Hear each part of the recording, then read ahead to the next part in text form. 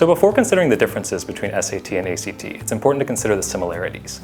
The main similarities are that both tests are multiple choice, both tests will evaluate a student's ability to perform on English and mathematics, and most importantly, both tests are accepted by all US universities. So the choice about which test to take for each student really depends on their individual strengths. Universities don't care which one a student submits, both are accepted equally. The three main differences between SAT and ACT is that SAT will focus exclusively on a student's ability in English and mathematics, whereas the ACT actually includes a separate science section. So the science section will identify a student's ability to perform through reasoning questions that include content from physics, biology, and chemistry. The SAT, on the other hand, does not have a science section at all. The second difference is in terms of timing. So ACT actually has more questions per minute, so this requires students to work a bit more quickly through the questions. The flip side is that since the SAT actually has fewer questions per minute, it brings us to our third difference. On the English section, since students have more time to work through these questions on the SAT, they're actually expected to go into a bit more depth and to identify the literary devices or literary analysis the author is using. On the ACT, on the other hand, since they're expected to move more quickly, they're still challenged with reading questions, but they're not expected to go into as much depth.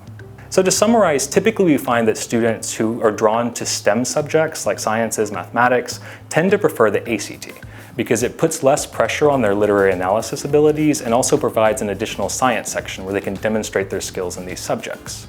On the other hand, students who typically find themselves more drawn to humanities subjects and really enjoy reading tend to prefer the SAT because it gives them more space to really demonstrate these skills and requires that they go into a lot more depth on the reading package.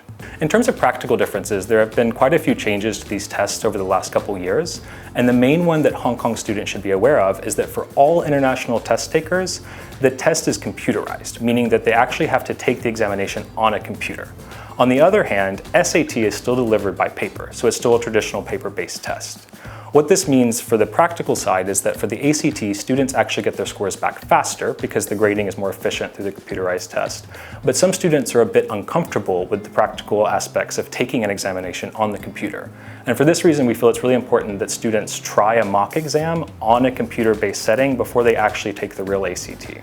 So in summary, all we've discussed in terms of the differences today are important for students to consider, but at the same time, the perfect test for each student can differ. So the best way to really determine which test is right for you is to come into a test center, take a mock of both examinations, and then compare your score to see which one is stronger.